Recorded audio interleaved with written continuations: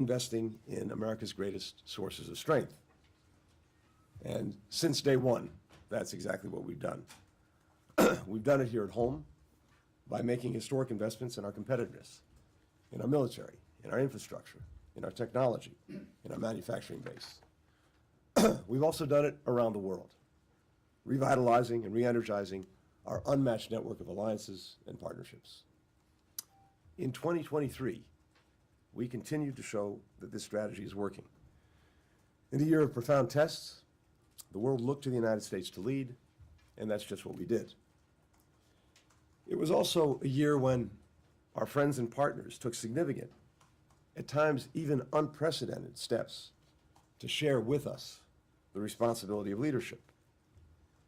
As we head into 2024, we will continue to stand shoulder to shoulder with those who share our vision for a free, open, prosperous, and secure world, because that's what delivering for the American people demands.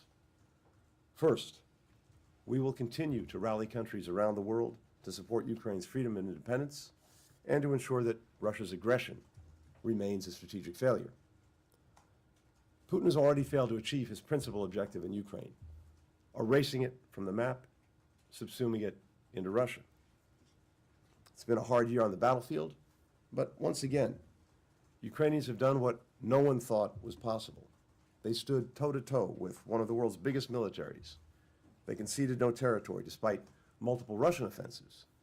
And they pushed Russia's Navy back in the Black Sea and opened a corridor to allow them to export their grain and other products to the world. Russia is weaker militarily, economically, diplomatically.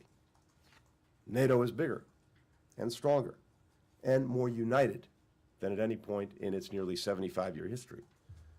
This year, we added our 31st member of NATO, Finland. And Sweden will join soon, bringing even greater potency and capability to our defensive alliance. International support has been critical to Ukraine's success. Europe has contributed more than $110 billion to Ukraine, compared to about $70 billion from the United States. So we have, with Ukraine and in Ukraine, maybe the best example of burden sharing that I've seen in the time that I've been engaged in these issues. Just last week, the European Union also agreed to start accession talks with Ukraine. Japan, Korea, Australia, others in the Indo-Pacific, they've stepped up too, from helping rebuild Ukraine's energy grid to providing major military and humanitarian assistance. Like us, they know that supporting Ukraine is vital to showing would-be aggressors everywhere that we will stand up to those who seek to redraw borders by force. Our support hasn't just helped Ukrainians. 90% of the security assistance that we've provided to Ukraine has been spent here in the United States, benefiting American businesses, workers, communities, strengthening our nation's defense industrial base. President Putin has boasted in recent weeks that, and I quote, Ukraine has no future.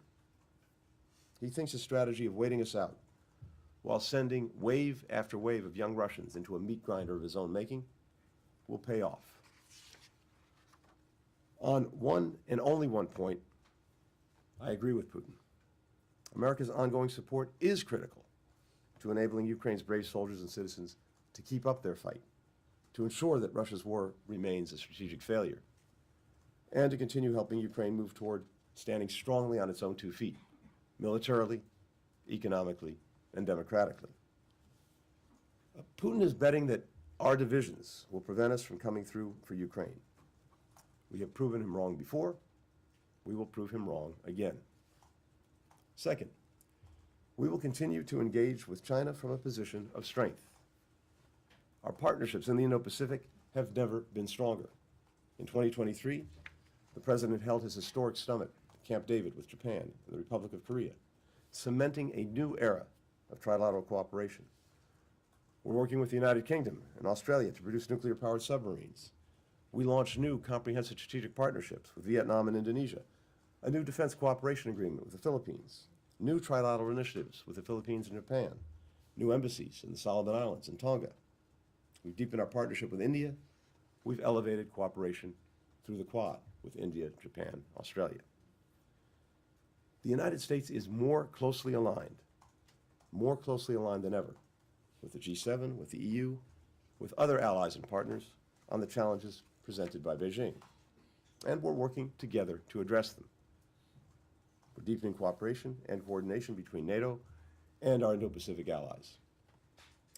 These efforts have allowed us to engage more effectively when tackling areas of concern, like China's course of trade and economic practices, peace and stability in the Taiwan Straits and the East and South China Seas, and human rights.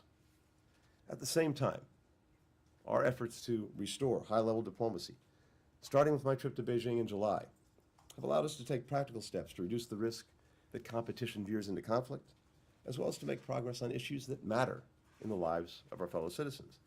That was on full display when President Biden met with President Xi last month and made tangible progress on issues that matter to Americans as well as to people around the world. We secured China's cooperation on reducing the flow of precursor chemicals that are fueling the synthetic drug crisis. We're restoring military-to-military communications at all levels to reduce the possibility of miscalculation and conflict. And we've agreed to discuss risks and safety around artificial intelligence. I look forward to continuing these discussions in the year ahead. Third, we will keep shaping and leading coalitions to solve the problems that demand working together with others for the good of our people and for people around the world. That's exactly what we did in 2023, rallying coalitions of governments, businesses, civil society, regional and multilateral institutions to tackle food insecurity, to promote secure, safe, trustworthy AI systems, to fight the synthetic drug crisis, to stop the scourge of governments that arbitrarily detain foreign nationals for leverage, to mobilize hundreds of billions of dollars to build physical, digital, clean energy and health infrastructure across developing countries, including some of the most fragile ones. At the same time, we championed reforms to make the international system more inclusive, more effective, more responsive to advancing these issues, from the World Bank to the G20, which will now have the African Union as a permanent member. On every one of these priorities, and on many others, delivering for the American people means improving the lives of people around the world. The reverse is also true. Leading on these global challenges is good for Americans. When we help reduce the flow of fentanyl and other synthetic drugs, we're not only tackling the #1 killer of Americans aged 18 to 49, we're addressing a scourge that hurts families around the world and rooting out the criminal organizations that profit from their suffering. When we rally democratic partners and allies to build clean energy infrastructure in countries that can't afford to build it on their own, we're preserving our shared planet and creating new opportunities for American workers, American businesses, American investors. When we team up with other countries to hold accountable and deter governments that arbitrarily detain foreign nationals as political pawns, we can apply more effective pressure to bring our fellow citizens home, and we make people in all nations less vulnerable. Fourth, in the conflict between Israel and Hamas, we will continue to focus intensely on our core priorities, helping Israel ensure that what happened on October 7th can never happen again, bringing the conflict to an end as quickly as possible, while minimizing the loss of life and the suffering of civilians, getting the remaining hostages back home to their families, preventing the conflict from spreading, and, once and for all, breaking the devastating cycle of violence and moving toward durable, lasting peace. We continue to believe that Israel does not have to choose between removing the threat of Hamas and minimizing the toll on civilians in Gaza. It has an obligation to do both, and it has a strategic interest to do both. We're more determined than ever to ensure that out of this horrific tragedy comes a moment of possibility for Israelis, for Palestinians, for the region, to live in lasting peace and lasting security. That out of this darkness comes light. Realizing that possibility will require all parties to make tough choices about the steps that they're willing to take, including the United States. We will test this proposition with the urgency and the creativity that it deserves and that America's interests demand. This is the spirit that has long animated President Biden in the face of seemingly intractable conflicts. As Vice President, he helped oversee the end to the Iraq War. As President, he ended the longest war in America's history in Afghanistan. He helped secure and later extend a truce in the Yemen conflict. He's bringing that same focus to bear right now. Across every one of our priorities, America has been more effective because of the steps we've taken to build a stronger, a more agile, a more diverse State Department. There, too, we continued the effort in 2023 in partnership with Congress. And I'd note this department participated in 106 hearings this year, which by our count is a record. We secured new authorities to rapidly fill critical staffing gaps and crises. We established a new bureau to elevate and integrate work on global health security across our diplomacy. We added hundreds of positions to the department's training float. We created dozens of new courses and professional development opportunities. We established a global pay baseline for locally employed staff. We boosted access to student loan repayment programs, expanded positions for eligible family members, among many other steps we've taken to invest in the department's greatest resource, its people. As you've heard the President say, we are at an inflection point for our country and for the world. What we do, what we fail to do in this moment will have profound consequences for decades to come. The stakes could not be clearer. If we want to deliver on the issues that affect the lives of the American people, we have to keep investing in ourselves, in our network of allies and partners, in our ability to solve global challenges. And to do that, we need Congress to pass the President's additional national security funding request. Here's the benefits if Congress passes this supplemental. Our fellow citizens, our businesses, our workers, our allies and partners, people around the world who are looking to the United States to lead. Here's who cheers if we fail: Moscow, Tehran, Beijing. If we come up short, it won't be our adversaries and competitors who stopped us. It will be ourselves. Before turning to you for some questions, let me just say this. I want to take a moment to thank each and every one of you, to thank our press corps, those present in the room and those outside who may be listening in. This has been an extraordinarily dangerous year for press around the world. Many killed, many more wounded, hundreds detained, attacked, threatened, injured, simply for doing their jobs. And yet, you've persisted. You've stayed at it. And I am immensely grateful for that.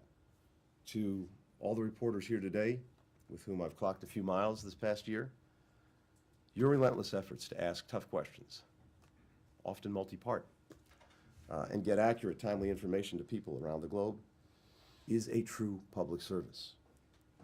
It's vital that you continue to do that, because it's so important to everything that all of us care about. Informed, engaged citizens, truth, accountability, democracy. And you do it in a way that humanizes people in an ever more dehumanized world. So, I'm profoundly grateful to you for the work that you do, even if I don't always show it. With that, happy to take some questions. Thank you, Matt. Thank you, Mr. Secretary. Happy holidays. Thank you. I know that this is intended to be a kind of 30,000-foot view, year-end review, but I have to ask you about two issues of the day, pressing issues of the day. One, what can you tell us about the deal that's been struck with Venezuela to release detained Americans? And two, at the UN Security Council, maybe right now, if there hasn't been another delay, or soon, there will be a vote on this Israel-Gaza resolution. What will it take, or what does the United States need to see in such a resolution for it not to veto it? And if that can't be done and you end up vetoing it, aren't you not concerned that the number 3 priority that you mentioned in your opening, the coalition building, will be damaged, very badly damaged? The U.S. is already isolated internationally on this issue, and another veto aren't you not concerned that another veto will further isolate you? Thanks. Thanks, Matt. So on Venezuela, let me say first this, and you've heard me say this before, we have no higher priority than doing everything we possibly can to bring our fellow citizens out of harm's way, to make sure that they're safe and secure if they get into trouble in one way or another overseas, including if they're arbitrarily detained. And as you know, we have secured the release over the past couple of years of nearly 3 dozen Americans who were arbitrarily detained. That is work that continues every single day in any place around the world where Americans are being wrongfully imprisoned or detained. So this has been a priority for us broadly. It's also been a priority when it comes to Venezuela. And we want to make sure that our fellow Americans are released. We are also focused on political prisoners in Venezuela and trying to ensure their release. So what I can say in this moment is this. We have a lot of work going on both of those fronts right now, and we hope to have some good news to share probably later today. But for now, that's what I can share with you. On the UN Security Council vote, you're right, this is going on as we gather here. We continue to engage extensively and constructively with a number of countries to try to resolve some of the outstanding issues in the Security Council resolution. The purpose of the resolution, as stated by the countries that put it forward, is to facilitate and help expand humanitarian assistance that's getting into Gaza, and we fully support that. In fact, the United States, from day one, has, I would argue, done more than any other country to make sure that that could happen. My first trip to Israel and to the region after October 7th, we focused on getting an agreement to start getting humanitarian assistance into Gaza. And a few days later, that started with the opening of Rafah. That was necessary, but very much insufficient. We've been working ever since to expand that. Just in the last couple of days, you've seen, again, as a result of work that many of us have done over the last several weeks, Kerem Shalom opening, so that not only are goods inspected at Kerem Shalom, which increases the capacity of the ability to get goods into Gaza, but now goods are going directly from and through Kerem Shalom into Gaza. In addition, we have commercial products going in, not just humanitarian assistance. We've made sure that we have a sustained delivery of fuel at levels that the humanitarian community tells us are necessary to make sure that desalination plants, sewage systems, telecoms, trucks, hospitals can be powered and function. And of course, we continue to work on this every day. For example, making sure that once assistance gets into Gaza, it can actually move around and be distributed safely and securely with predictable routes, times, access. So we've been at the forefront of all of these efforts.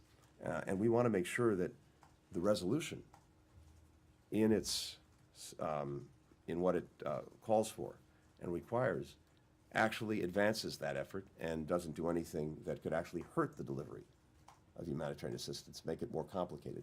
That's what we're focused on. We're engaged, as I said, in very good faith with other countries. We've been working this intensely. I've been on the phones about this for the last couple of days. Linda Thomas Greenfield, of course, in New York, has been leading our efforts. So I hope we can get to a good place. To the last part of your question, let me say this. Look, what I have seen from day one is that countries throughout the region, as well as countries around the world, want to work with us and are looking for American leadership in this crisis. Even countries that may disagree with us on certain issues that have come to the fore. That's been a common refrain. I've been not only in the region multiple times and traveled to not just Israel, but to virtually all of our Arab partners and others, including Turkey. We've been on the phones constantly. including this week with all of our Arab partners. And the common refrain is they are looking for American leadership, and we're working to provide that. Michelle Kellerman, all the way in the back. Hey, Michelle. Just real quickly on the Gaza, how would you characterize the talks on a new hostage deal for a pause? Is that imminent? Are you making progress on that? And then more broadly, we end this year with much of the world blaming the U.S. and Israel for, or seeing it as America's war also. It's hurting America's image in the world. There's a stalemate in Ukraine and no new aid package. The fighting goes on in Sudan. I wonder if there's anywhere that you're rethinking strategy or have some ideas on how to change the dynamics on any of those conflicts. Thank you. Thanks, Michelle. On the question of hostages and a pause, this is something we'd very much like to see happen. As you know, we were instrumental in getting the first humanitarian pause that facilitated the release of 110 hostages. Israel has been very clear, including as recently as today, that it would welcome returning to a pause in the further release of hostages. The problem was and has been and remains Hamas. They reneged on commitments that they made during the first pause for hostage releases. And the question is whether they are in fact willing to resume this effort. But certainly it's something that we would welcome. I know that Israel would welcome, and I think the world would welcome. So we'll see what they choose to do. We remain very actively engaged in seeing if we can get a pause back on and hostages moving out again of Gaza. That's something we're on every single day. More broadly, I think what's important to always remember is that virtually none of the challenges we're dealing with are like flipping a light switch and you suddenly get total success in the course of a day, a week, a month, even a year. It's almost always a process and a constant effort to get to a better place. We were talking about Ukraine a short while ago. Very important to put this in context. As I said at the outset, if you look at where we were in February of 2022 and where we are now, well, February 2022, when the Russians went in, most people were predicting that they'd make very quick work of Ukraine and Putin would succeed in his goal of erasing it from the map and subsuming it into Russia. That has failed. And it's failed first and foremost because of the courage of the Ukrainian people, but also because of the leadership we provided in making sure with dozens of countries around the world that Ukraine had what it needed to succeed in repelling the Russian aggression. And now we're engaged in an effort to help Ukraine stand on its own 2 feet democratically, militarily, economically, not only dealing with the current challenge that Russia continues to pose, but setting it up for the long term. And a lot of very important and good work has been done and continues to be done on that. Militarily, we have 30 countries around the world now that are helping, including the United States, that are helping Ukraine build a future force, one that can deter aggression and defend against it if it comes in the future. We're extensively engaged on trying to bring much more private sector investment and activity into Ukraine so that it can thrive economically. And we're having some real success there. And that creates a virtuous cycle where investment comes in, the tax base goes up, and increasingly Ukraine can pay for itself.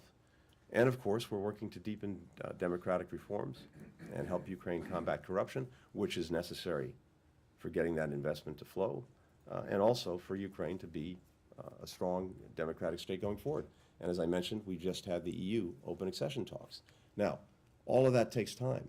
All of that takes effort, but we're in a place where not only have we helped Ukraine repel this Russian aggression, but as I said, we're putting it in a place where it can stand on its own, stand strongly on its own, and succeed and thrive in the future. When it comes to, you mentioned Sudan, we've been actively engaged there as well in trying to end the horror of the, in effect, civil war between 2 military groups the SAF and the RSF. And as recently as about a week ago, we helped get an agreement that the two leaders, Burhan and Hamedi, generals, would meet and commit to a ceasefire. Now, that still has to happen, and we're pressing to make sure that it does. But this is the product of day in, day out work by our diplomats, as well as many others around the world, including the African Union, IGAD, and other partners. We've talked about Israel and Gaza. Let me just say this.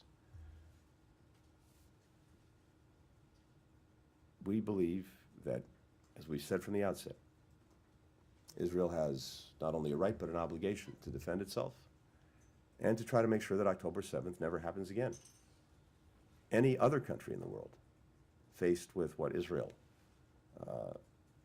suffered on October 7th would do the same thing. We've also said, and we've been very clear, that how Israel does it matters, and matters tremendously. And there too, we've been very deeply engaged with them to maximize protections for civilians, to maximize humanitarian assistance, to minimize harm to people in Gaza. One of the things that's striking to me is that, understandably, everyone would like to see this conflict end as quickly as possible. But if it ends with Hamas remaining in place and having the capacity and the stated intent to repeat October 7th again and again and again, that's not in the interests of Israel. It's not in the interests of the region. It's not in the interests of the world.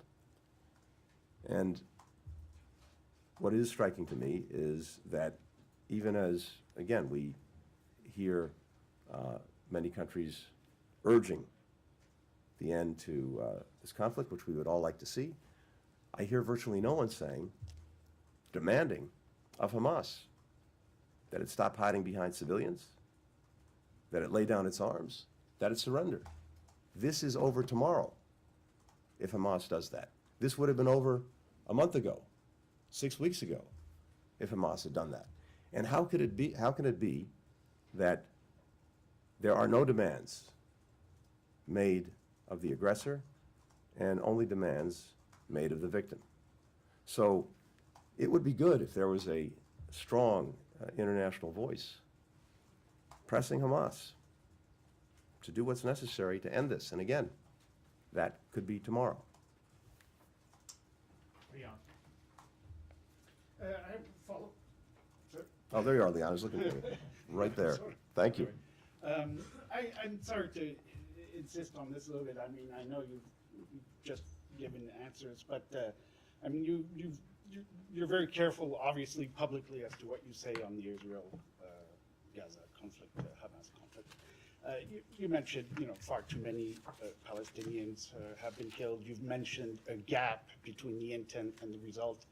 So I'm wondering, at this point in stage, that gap appears, to me at least, or to observers, to be widening. And as to what extent are you going to allow that to widen even more? In other words, is there a red line for you, in a sense, regarding Israel's response to Hamas? Leon, what I'd say is this. It's clear that the conflict will move and needs to move to a lower intensity phase. And we expect to see and want to see a shift to more targeted operations with a smaller number of forces that's really focused in on dealing with the leadership of Hamas, the tunnel network, and a few other critical things. And as that happens, I think you'll see as well the harm done to civilians also decrease significantly. We've said all along, and we have these conversations almost every day, that it is vitally important how Israel conducts its operations. Again, with a focus on protecting civilians, minimizing harm to them, maximizing assistance, getting to them. And the last couple of months have been gut-wrenching when you see the suffering of men, women, and especially children in Gaza. That affects each of us. Well, let me speak for myself. It affects me very, very deeply, which is why we're so intent on seeing this through to completion quickly, effectively, and doing everything possible to minimize the harm to those who are caught in the crossfire of Hamas's making. And again, I come back to this basic proposition. There seems to be silence on what Hamas could do, should do, must do, if we want to end the suffering of innocent men, women, and children. It would be, I think, good if the world could unite around that proposition as well. Courtney. Thank you, Mr. Speaker. All right, Courtney. You touched on this with respect to Ukraine, but there's growing concern internationally that further delays or outright denial of U.S. and EU assistance to Ukraine could lead to a Russian victory, perhaps in 2024. The administration has said that there are no additional funds to draw upon absent congressional passage of the supplemental funding request. So realistically, I mean, how long can Ukraine hold out without additional Western support? Is it weeks? Is it months? And what is the long-term strategy? I know you talked about it being a difficult year, given the struggle to regain much of the territory that Russia has seized. Thanks. So, Courtney, thanks. First, to emphasize something that you said. Other than the supplemental request that the President has made of Congress, there is no magic pot of money that we can draw from. The assistance, the support that we have designated for Ukraine, that is running out. It's running down. We are nearly out of money that we need, and we're nearly out of time. I can't put a precise date on it, but that's the direction that this is moving in, which underscores the urgency of getting this supplemental budget request through. We have made a real investment in Ukraine's future, in its freedom, and makes no sense to me that we would now renege on that investment, having already done so much, and having already put Ukraine in a position where it can not only survive, but actually thrive going forward. And we have a very clear plan, as I said, to make sure that Ukraine can stand on its own 2 feet, militarily, economically, democratically, so that these levels of support and assistance will no longer be necessary. But we have to help Ukraine get through the next period of time, get through this winter, get through the spring and summer. I'm also focused on the fact that they have their own plans to continue, not only to deter the Russian aggression, but to continue to take back territory that was seized from them by Russia. As you know, they've taken back more than 50% of the territory that Russia took in February of 2022, and that's going to be an ongoing effort. But the most important thing is, as I said, making sure that we get Ukraine to a place where it can stand on its own feet. And we see that. It is there before us, but we have to continue to provide the support to get them to that place. And I want to emphasize 2 things again, because it bears repeating every single time. One, this is not just the United States alone doing it.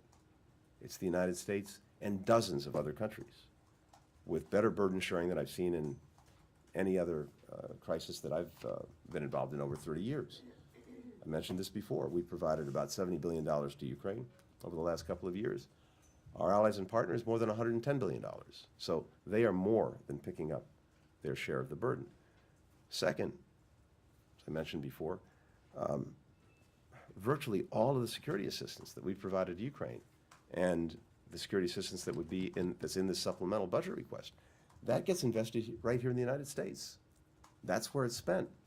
And that not only helps procure the weapons that Ukraine needs, it provides good jobs here in the United States, it builds our own defense industrial base.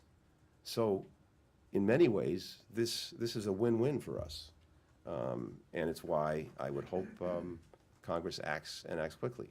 And again, as I said before, we know who will be happy if, for whatever reason, this budget request does not go through.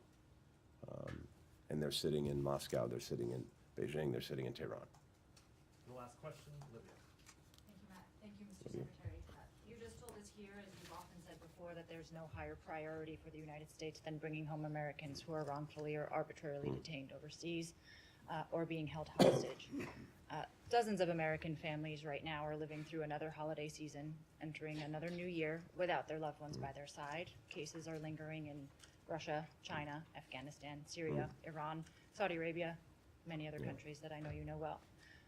So what is your message to those families right now struggling to share in the joy of news of some Americans being freed and some feeling increasingly hopeless and increasingly left behind by their own country? And if I may specifically ask you on known cases in Russia, where Vladimir Putin appeared last week to be holding the door open to some kind of deal, saying the American side must hear us and make a decision that will satisfy the Russian side as well. Have the Russians made a counteroffer for the release of Paul Whelan and Evan Gershkovich? Thank you very much. Thank you. My message to Americans who have their loved ones being arbitrarily detained someplace around the world is twofold. One, we're with you. The President is with you, and he's working for you every single day to bring your loved ones home. And second, do not give up hope, because we have demonstrated time and again that even when something seemed hopeless, it wasn't. We brought more than 36 Americans who were being arbitrarily detained back home to their families over the last 3 years. And each and every one who comes home should be a message of hope to those who remain detained and to their families and loved ones. That not only is it possible, it's happening. It happens. So it's, of course, one thing for me to say that. It's another thing if you're a member of one of these families that has a loved one being detained, who have to live through that every hour of every day. The uncertainty, the not knowing. None of us can fully put ourselves in their shoes. But I've spent a lot of time meeting with the families of those who are arbitrarily detained, held hostage. And for me, and for the President, these are not names on a piece of paper. These are not numbers. They're real people, real families, whose lives have been torn apart by the arbitrary actions of other governments or groups. And remembering, as I do every day, that we're talking about real people, real lives, real families. That's what motivates us to do everything possible to bring them back. With regard to Russia, Evan, Paul Whelan, all I can say is this: we're very actively working on it. And we will leave no stone unturned to see if we can't find the right way to get them home and to get them home as soon as possible. I can't get into any more details than that. You'll understand why, but it's very much a focus of our actions and activities. Thanks. Thank you all. Thanks, everyone. May I wish you a very happy New Year, holiday season. I hope we won't have occasion to see each other during this period, but you never know. And for those who are joining our next Middle East trip, which leaves in a few hours, we'll see you then. Thanks. Oh, yeah.